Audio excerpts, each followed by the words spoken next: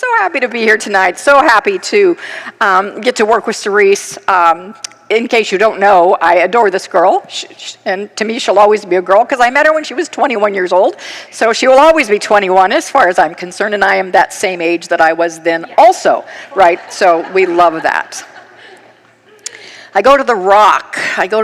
We're going to talk tonight about, it's going to take me a little while to get back to that song, but I don't want you to forget the lyrics to that song, The Rock of My Foundation. We got to do a little groundwork before we get back there, but we will get back there. Even if I don't specifically remember to say it, we will get back there. Many years ago, I was introduced to this little book called The Obstacle is the Way. The Timeless Art of Turning Trials into Triumphs. Written by Ryan Holiday. It's a great book for using whatever might be happening in our lives that has caused us to feel like it's a bump in the road. Anybody here tonight ever experienced a bump in the road? I'm being Richard Mirage right now. He loves to ask questions and have you raise your hand, so I got to do that a little bit, right? We've all had bumps. Some of us are probably having a bump right now. I'm going to actually invite you in a little bit to think of what that might be and apply what we're going to talk about from this book to that bump. But I want to start by reading. It's story time. It's evening, it's story time. No milk and cookies, but a little bit of story. I want to read just a little bit, maybe a little bit longer than you think I should read, but this is so juicy. I want to share this with you. This is the preface for the book. The book is based on Marcus Aurelius. Anybody know who that is? Oh, yeah. Sue knows. That's good. Well, you'll find out as I read this. So here's a piece, not the whole thing, but a part of the preface. In the year 170, in the year 170, at night in his tent on the front lines of the war in Germania, Marcus Aurelius, the emperor of the Roman Empire, sat down to write. Or perhaps it was before dawn at the palace in Rome. Or maybe he stole a few seconds to himself during the games, ignoring the carnage on the floor of the Colosseum below. The exact location is not important. What matters is that this man, known today as the last of the 5 good emperors, sat down to write. Not to an audience or for publication, but to himself, for himself. And what he wrote is undoubtedly one of history's most effective formulas for overcoming every negative situation we might encounter in life. A formula for thriving, not just in spite of what happens, but because of it. Take a breath on that one. Thriving, not just in spite of what happens, but because of what happens. At that moment, he wrote only a paragraph. Only a little of it was original. Almost every thought could, in some form or another, be found in the writings of his mentors and idols.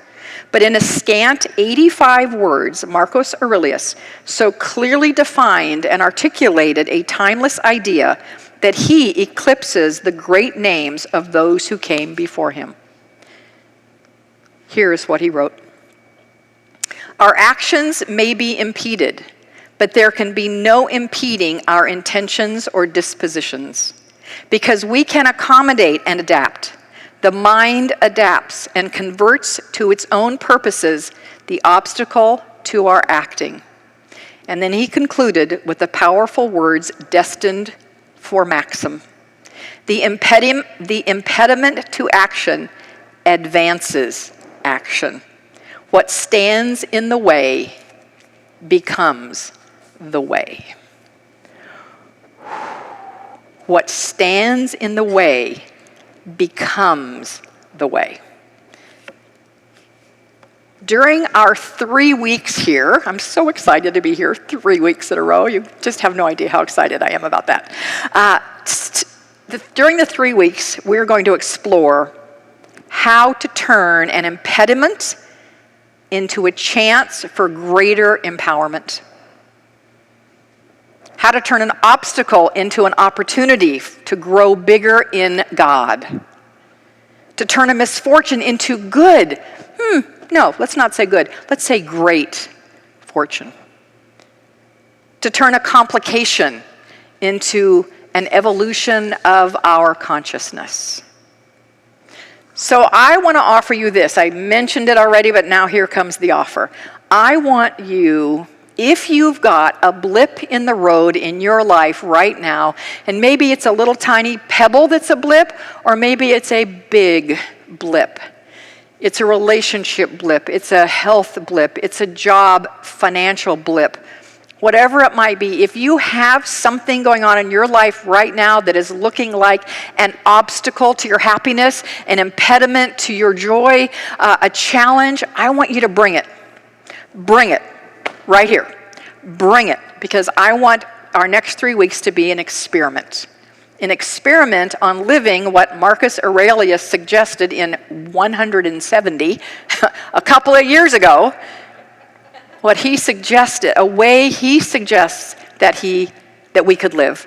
And I want to just add a little piece that you'll hear more about tonight and in the future, that this dovetails perfectly with some new science-based work that I'm involved in right now about our brain's chemistry and why we think like we do and how we can change that. This is exactly in line with it, and I love when things line up. So are you up for that challenge, to bring your challenge, bring your big problem?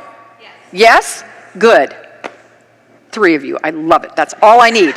I only need 3. That's all I need. So according to Ryan Holiday, the author of this book, to move from impediment to empowerment takes a discipline in 3 steps. Step 1 is to begin to look at the specific problem and how we look at that problem, or what our perception of that problem, I put that in quotes, is. That's number 1. Number 2 is to move energy and creativity by actively engaging in something to turn that impediment into an opportunity. The third one, and I'm going to read this one straight from the book because it's a bit of a mouthful and I don't want to mess it up. It includes the cumulative and maintenance of an inner will that gives us the strength and fortitude to handle whatever life gives us.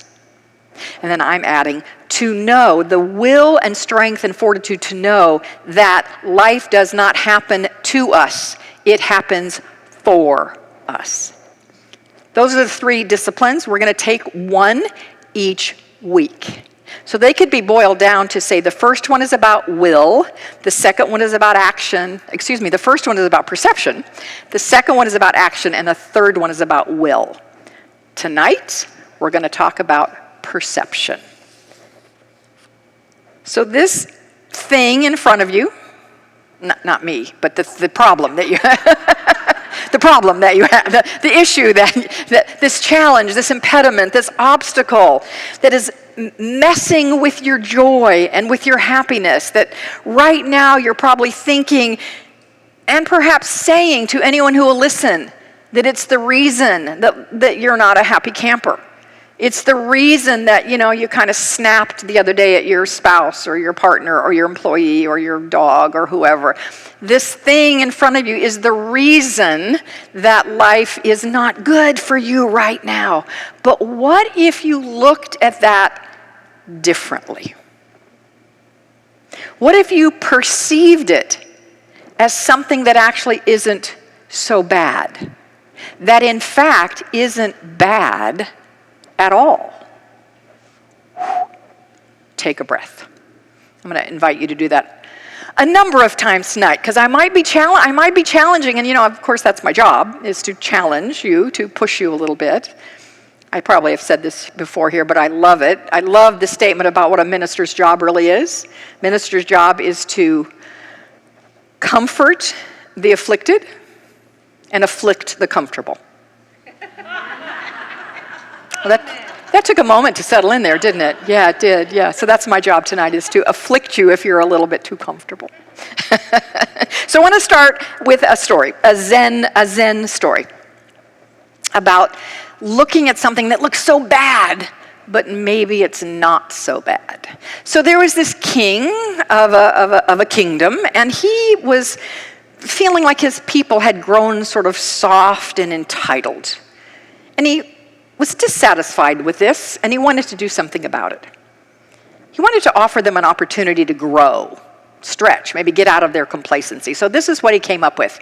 He decided to have his soldiers in the middle of the night place a very, very, very heavy and a very, very large boulder right at the entrance or exit, whichever way you were going, of the city, and on the path. And you couldn't get around this boulder.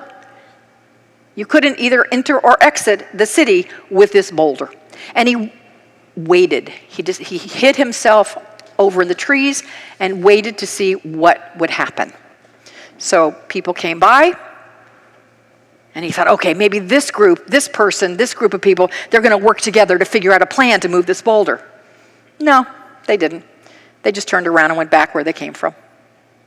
Then he thought, okay, here comes another group. Maybe they're going to stick with it until the boulder is moved. No, they didn't do that either. They just turned around and went back where they came from. With growing disappointment, the king watched subject after subject after subject come to this impediment and turn away. Some of them half-heartedly trying, but not really giving it a try. Some of them outwardly complaining and griping about the king. How dare he let this boulder sit here and impede our way? How dare he? How can he treat us this way? How horribly oppressed and mistreated we are. One day, this lone little peasant, it was clear he was a peasant from the way he was dressed. He wanted to get into the city, and he sees this boulder. And he tried everything he could do to move it. He pushed it with his hands. He backed up against it and pushed it with his back. He tried to lift it. There's no way that he could physically move that boulder. But then he got an idea. And he went scurrying off into the forest. And he came back with a big, big branch that he had fashioned into a lever. And he put the lever under that boulder and hoisted it up, and it rolled away. Guess what he discovered underneath that boulder? There was a little bag under the boulder. And he opened the bag, and in it were enough coins to feed him, clothe him, and house him for the rest of his life. And a note from the king that said, "The obstacle in the path becomes the path. Never forget, within every obstacle is an opportunity to improve your condition." Whenever we face a challenge in our life, no matter what it looks like, what seems to matter most is not what matters most.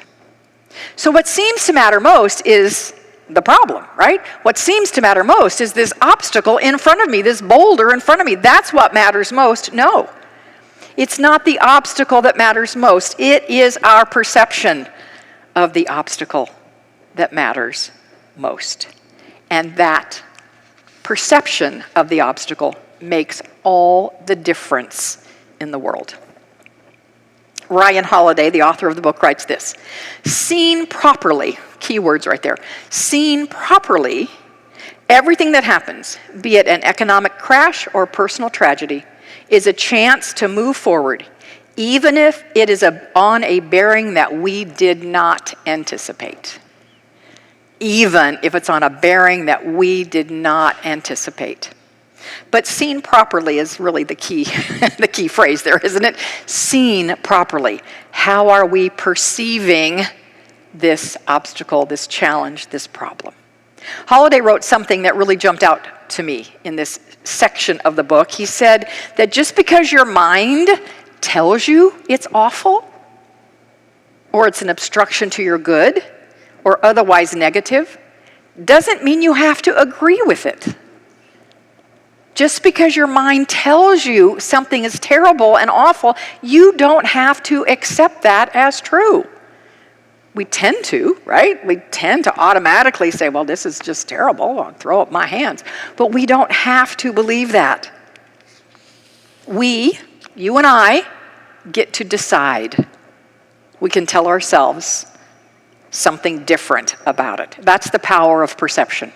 We get to choose how we look at anything that comes into our lives. The fact is we can't change the obstacle. We can't change it, but we can perceive it differently. And I love the serenity prayer. Many of you, I'm sure, know the serenity prayer, right? God, grant me the serenity to accept the things I cannot change, the courage to change the things I can, and the wisdom to know the difference. I happen to like a little slightly tweaked version of that. I always love little edited versions of things. I often edit them myself. I did not write this editing, but I love this. Listen to this. God, grant me the serenity to accept the person that I cannot change, the courage to change the person that I can, and the wisdom to know that that person is me. Right. That person is me. I can change my perception of anything. So no, we can't change the obstacle itself. That part of the equation is set. But we can change the way we perceive it. And as Robert Frost said in his great poem, right? I took the road less traveled and traveled by, and that has made all the difference. Perceiving a challenge differently is the road less traveled. Definitely the road less traveled by us, by humanity. We've spent our whole lives, humanity has spent most of its entire existence complaining about things that we didn't like. That's definitely the road most traveled. But we can take the road less traveled and make all the difference in the world. I wouldn't be able to give a talk without at least quoting one time Ernest Holmes. Ernest Holmes, the founder of religious science, which is a sister to Unity and is the spiritual lineage I grew up in. And so I have to quote Ernest Holmes from the book called The Science of Mind. And this is what he said. If we believe in suffering, we shall suffer. Life responds to us in the way we approach it. We should choose that which we wish to embody, and by constant attention to take it on all its characteristics. Let us choose to be identified with power, with love, and with beauty, with peace, and with happiness. Let us identify ourselves with abundance and success. So you might go, I like that quote. That's a good quote. Ernest Holmes was a smart guy. I love that quote. And I love this idea, Michele, about, having a different perspective, perception of the problem. But you don't know my problem. I'm not going to ask for a raise of hands, but I'm just going to ask you to think, did that go through your mind? Yeah. That's all well and good, but not for this thing that I'm facing right now. No. This is a big, bad thing. Not my issue. And I will lovingly say to you, yes, your issue applies as well. Every issue in life can be looked at through a different lens and become the way of growth, the way of expansion, the way of deeper clarity, the way of greater happiness. So I want to give you a couple of examples of that. One of them comes out of this book, and it's about an actor you may have heard of. He's a little bit popular. His name is George Clooney. Anybody not heard of George Clooney? Okay, you all have seen ER. Good. All right, and a million movies that George has been in. So here's the deal. I did not know this until I read this story in the book. So here's George's story when he started wanting to be an actor and going out and applying for parts, trying out for parts. He got rejected over and over and over and over again at his auditions. And he got despondent about it, and he blamed the producers, he blamed the scripts, he blamed, and I'm not saying we blame, but come on, we can all blame all sorts of circumstances and conditions for our unhappiness and for our not getting what we want. So he blamed. And after doing that unsuccessfully for quite some time, he started thinking about it. And he started thinking, maybe he had a different job. Maybe his job wasn't to go in and get that part. Maybe, and as he deepened into the thinking, he turned to a new part of his brain that could be a little more curious than just be the victim. He started thinking, I bet these producers have just as hard a time as I do. That as I'm trying to get a part, they have just as hard a time trying to find the right person. That's got to be hard for them. So he started thinking about that, and he started thinking, maybe I need to show them that I am in fact the right person for the role. Not that I can act, because I can act, and I know that, but that I am in fact the right person for the role. I should make their lives easier. That's going to be my job from now on, to go into an audition and make their lives easier by showing to them that I am the right guy. I can bring it to this role. I can do what they want. I can be who they need. And that turned everything around. If he had continued in his career to just blame and go on auditions and not get and not have this different perception, there would be no heartthrob for so many women to pine over. And men to pine over, right? That he wouldn't be around for us to pine over him with longing, right? The obstacle became his way. I want to give you a second story. This one's more personal. It's actually about my husband, Lonnie. Greatest man on the planet. Although I know there are very many, many great men sitting in this room. He truly was a great, great man. He was a graphic designer. Went to Ohio State, top of his class, graduated in design. In Ohio, worked for a really high-level advertising agency. He decided he didn't like the cold of Ohio anymore and wanted to move to Arizona. He knew Tucson. He didn't know Phoenix. He knew Tucson, so he went to Tucson. And he had this beautiful portfolio because he'd done all this great work for this company that he worked for. So he had this beautiful portfolio, and he's going to all these advertising agencies. This is in the 70s, mid-70s, when he moved to Phoenix. And he said, "Hi, I'm a graphic designer, and here is my work, and and I'd love to work for your company." And this is what he heard. "Man, you do great work, but we don't need a graphic designer. We need an account rep." Like, okay. So off he went to another one, and then to another one, and then to another one, and he kept hearing the same thing. Great work, you do great work, we don't need a designer, we need an account rep. So he exhausted all of the agencies in Tucson, and I'm glad of that because that caused him to move to Phoenix. so many years later, he and I could meet. He started going to advertising agencies here, and he's hearing the same thing.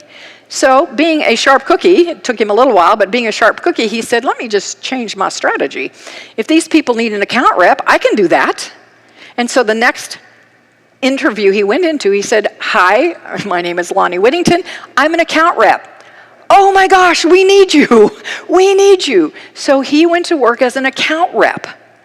And he brought in so many accounts that he had to start working on their projects because they didn't have enough graphic designers to do the work.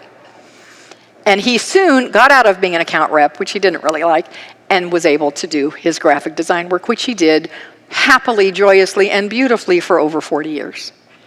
The obstacle is the way. One more story, very personal, that I didn't plan to share, but it's here, it's up for me, probably because I'm looking at Jeannie sit right there in the front row, and she's in a class with me, and I shared it with my class last night.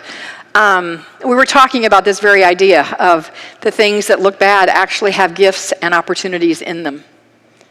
Every single thing has a gift and opportunity in them, and we were sharing some things that have happened in our lives that were difficult, and yet what's the gift? And I said, ladies, there were 8 of us, I said, I would not be sitting in this room with you guys, in this beautiful circle of women, digging deep into beautiful teachings and having experiences together that are amazing.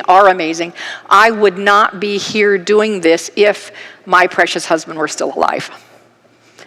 I would not be doing this. Now, am I happy that he's not here anymore? No. Do I still have grief about that? Yes, I do. And we can't change the obstacles. It was his soul's time to go, so he left 5 years ago. He left this planet 5 years ago. What am I going to do with that? Am I going to have it ruin my life?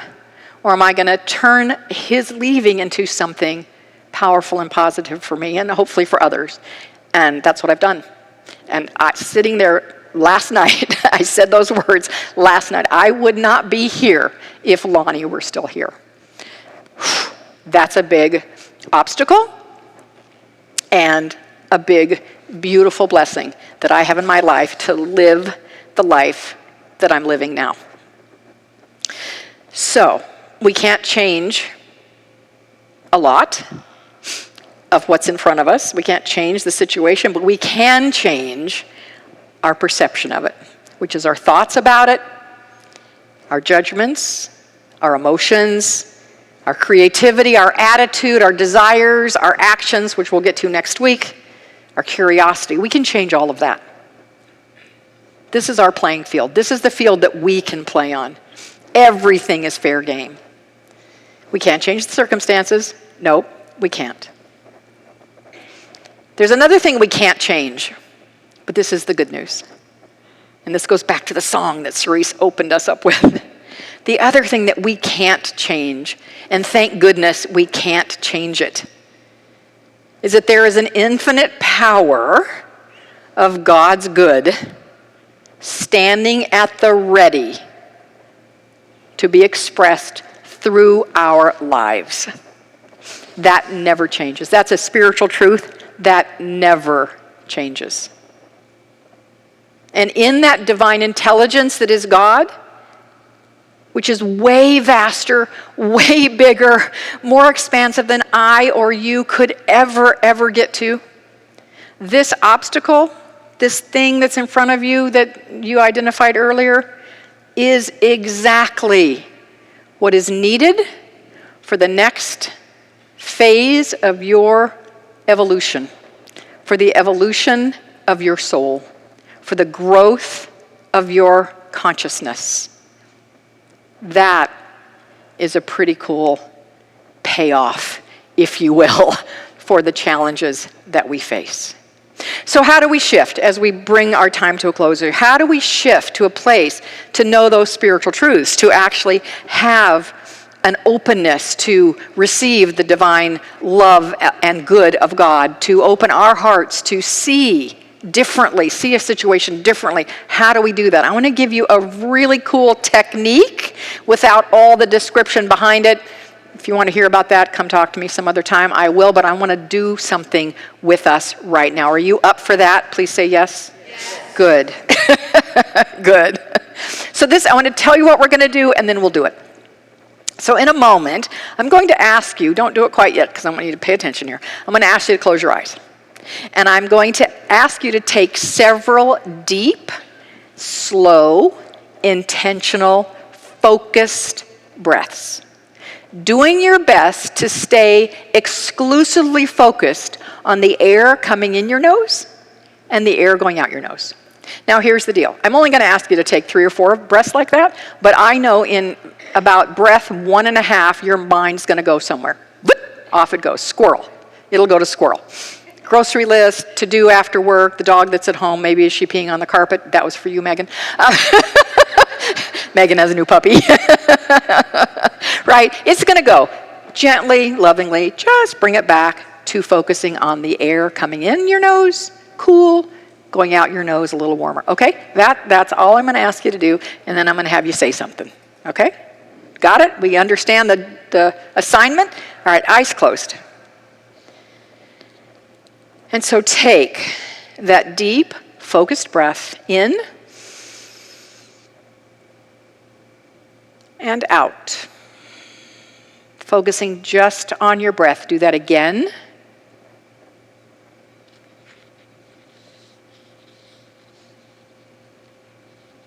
And again, if your mind has gone away, bring it gently, lovingly back. 2 more times. Deep breath in. Focus.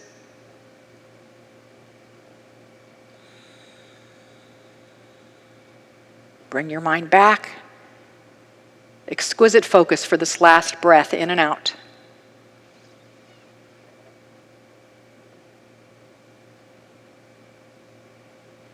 keeping your eyes closed, I want you to bring to mind and look square in the face the obstacle that you identified earlier that's in front of you.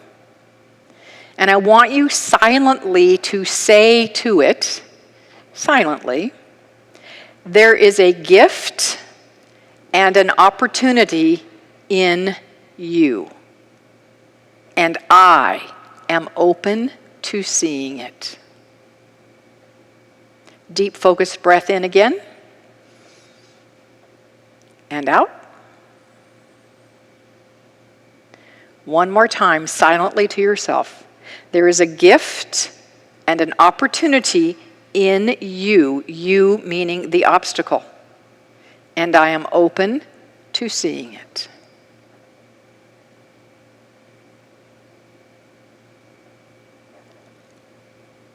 Deep breath in, focused out, and now silently say this: I no longer see you as an obstacle, but as the way to my expanded good. Deep breath in, focused. Exhale.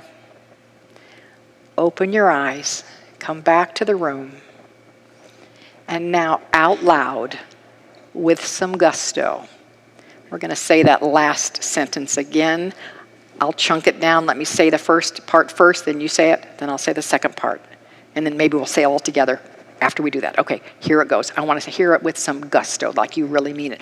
I no longer see you as an obstacle.